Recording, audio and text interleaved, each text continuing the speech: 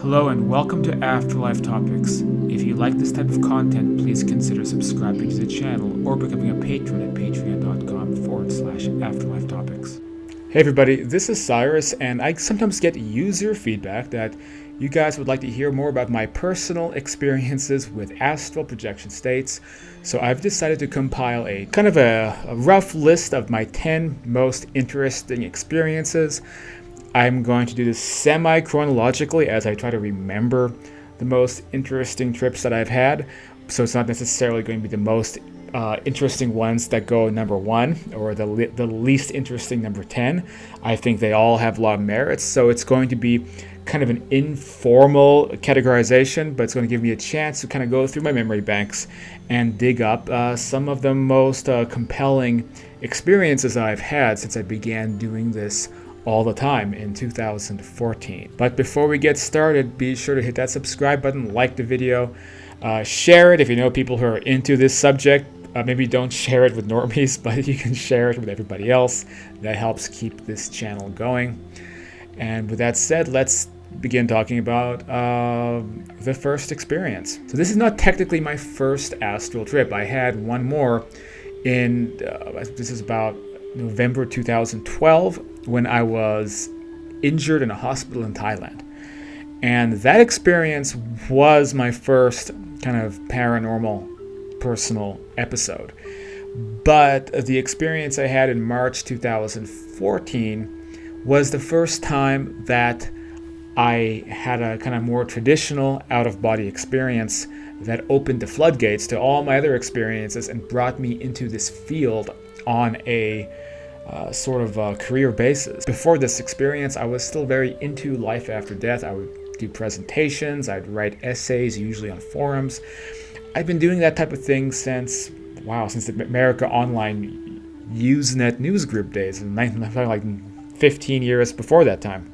But until that time, I never was able to meet concept with reality. So I was going off other people's experiences. I didn't even have a full grasp of the subject as well until I began having my own trips. And this was the time when I guess you could say the rubber met the road, right? Because suddenly we went from something conceptual into reality. So that's what makes this first, again, formal experience so interesting. I'll talk about the experience in the Thailand hospital, I think somewhere on this top 10 list, but I'll save that for another day. So let's talk about the experience and what happened. This is what I would call a guided out-of-body trip because there was some external force that just kind of came down and decided, well, Cyrus needs to have a really good out-of-body experience. So I wasn't expecting anything to happen. And this is the thing that it's like turned the switch on in my life and allowed me to begin having these experiences all the time. It was something that left me kind of in an emotional daze for a while as I tried to reconcile what happened to me. It's not unlike, I guess, certain near-death experiences that people have. Of course, I was not near death. So how it went down was I was taking a nap, and this would eventually be what I would discover was a trigger for having OBEs, was sleeping in the afternoon. For some reason, interrupting your sleep schedule sometimes initiates these experiences.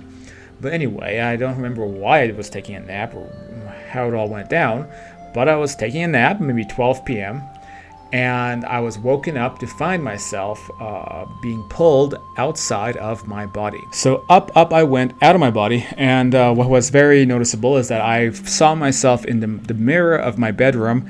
So I looked at the mirror and I saw myself flailing around and, basically floating like I was in zero gravity. And from that point, I was pulled up, out from basically above the ceiling. I think briefly I was in the attic of the house, and then I was very clearly looking down across the house and across the neighborhood. But that didn't last very long because from that point I was then warped into a different realm. Now what's interesting about this is I wonder why you have to get pulled out a certain level until the experience happens. Could this maybe be a geographical correspondence to where the other realm is?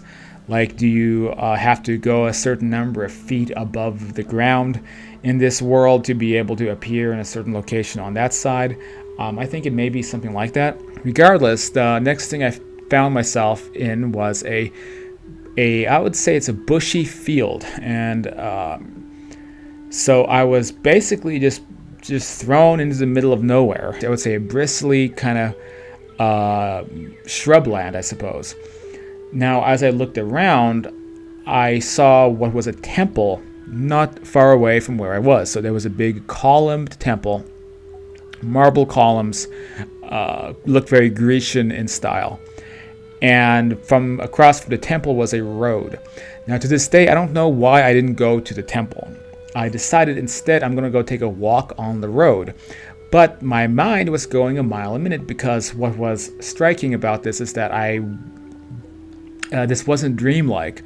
So I'd never had an experience really before where I had full lucid awareness in a completely solid environment, and I was really quite caught off guard.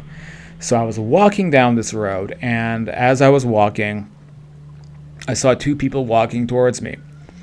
By now, I'm not a fool, so I know what's going on. I realize I'm having an afterlife experience, and this is one of the only experiences that have happened since that time where my connection to my physical body was less apparent.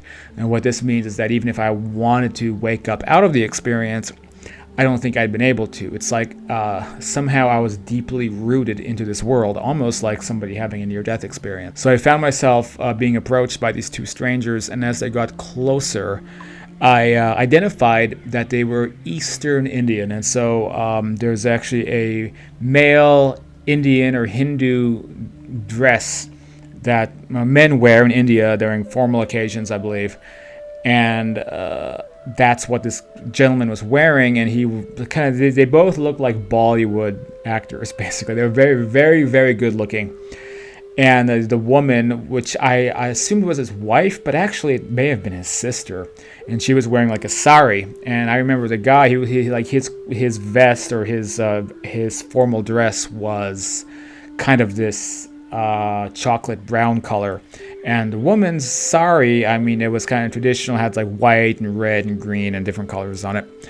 And so they saw me, and as they approached me, like, I had, the first and only time, I'm not that proud of it, almost like a mental breakdown. So I went down on my knees, and I was just like freaking out. So I was not able to keep it together. I knew what was happening, but it was too much for me to deal with, because it's really something that takes you beyond what your imagination is capable of when one moment you're on your bed and you've just been transported to a different realm.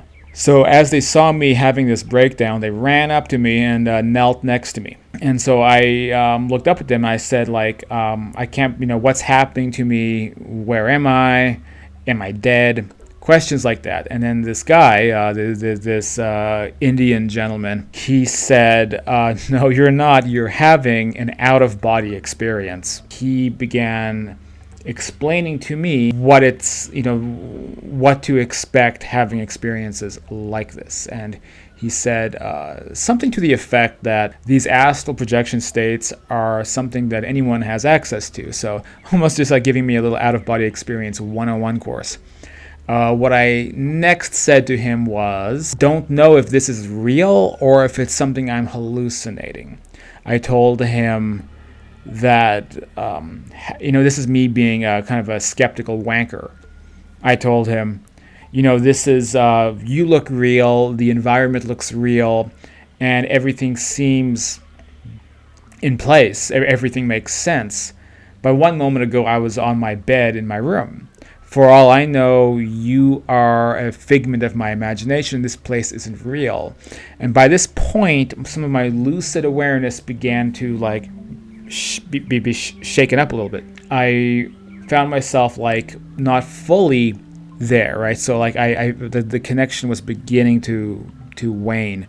And as it waned, I told him, it doesn't even feel like I'm fully here.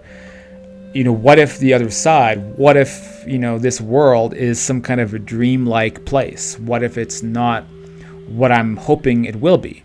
And some of this was my own insecurity coming forth, because I had long been studying like an afterlife, and my fear had always been, what if the other side is not as real and tangible as our world is? What if it's this kind of dreamlike place? And I think he understood what I was trying to get at. What I wanted from him was some kind of reassurance that the other side, as whatever you want to call it, the some Summerland or heaven or the afterlife or the fourth dimension, whatever terminology you want to use, that it's a real place just like our world. It's not somewhere that is a downgrade from this existence, because that is a common belief that people put out there, especially people who don't do much research but put opinions out there. And I'd long been struggling with that concept. Like, what is the primary existence? Is it this physical reality, or is it these places that people go to? Is that type of reality a kind of a facsimile of this world? Is it really a place that people exist in, or is it just like a phantasm, somewhere that is created almost artificially? And so this gentleman, like, he understood what I was trying to get at, what I was trying to say to him. And then he responded, and he looked at me. He said, look, so long as you practice the out-of-body experience states, then you will always have 1 foot in your world and 1 foot in our world. You'll never be fully in this plane of existence until you die, until you cross over. And his next words I'll always remember, because I think it's an excellent just reassurance about the way this whole thing operates, is he picked up the ground, he picked up the soil with his hands, and he clutched it like this, and all the soil was falling out from his fingers. And he said, when you die and you come here and you're fully on this world and you can feel the soil like this, and you realize that it's a real tangible world just like the one you were just in, he told me that there is no better feeling in existence than making that transition, than first arriving on the other side and being fully incorporated into that world. He says that there's no better feeling. But he said that I will never experience that until the day comes that I kick the bucket. Until that day comes, I'm always going to have 1 foot back in the other reality. So it's always going to be this balancing act of experiencing his world, getting enough information back, and then still having like half of my consciousness back into this world, and then coming back here. So I'm always going to be straddling that line until the day comes that I cross over. So that was the main point he wanted to get at. And so we did talk a little bit more after that. And I'd probably have to go search through my old journals that are on a flash drive someplace and get a few more details in. But that was the gist of what he was telling me. And I should note that this whole experience, it was totally solid, right? So when I was wandering from the field or the brushland with the thistles into the road, like, I could feel the twigs scraping against my legs and my arms. And once I was talking to this couple on the road, they were speaking to me verbally, and I was responding verbally. It wasn't even, I would find out later that telepathy is common, but in this case, it was all physical. I could feel all the sensations. I could smell the air. I could speak again in a normal verbal tone. Even when you're speaking verbally, you feel the vibrations in your throat.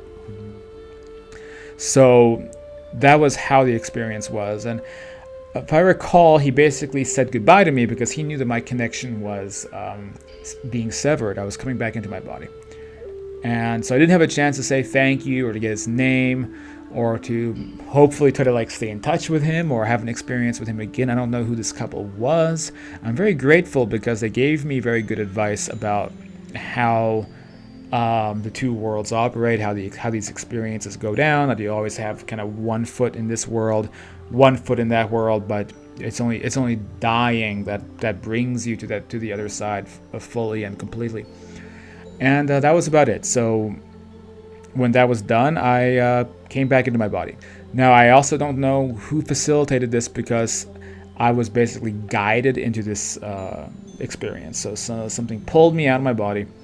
And I don't know who or what that was, but that was the experience that got the ball rolling, and I would begin having many more experiences afterward, and sometimes on a weekly basis. But it wasn't until that first time that basically it all activated for me. So that was my first experience. So hope you liked this video, and stay tuned for future episodes in this series, and I'll go over more of the personal out-of-body trips that I've had. If you want to learn about having your own out-of-body experiences, I do the coaching for patrons. So if you join up at the $30 level, then that's unlimited coaching with me. I'll basically share with you everything that I know, and as things that I continue to research as I try to perfect this area and all of that. So if you're interested in that, you can head to patreon.com/afterlife topics.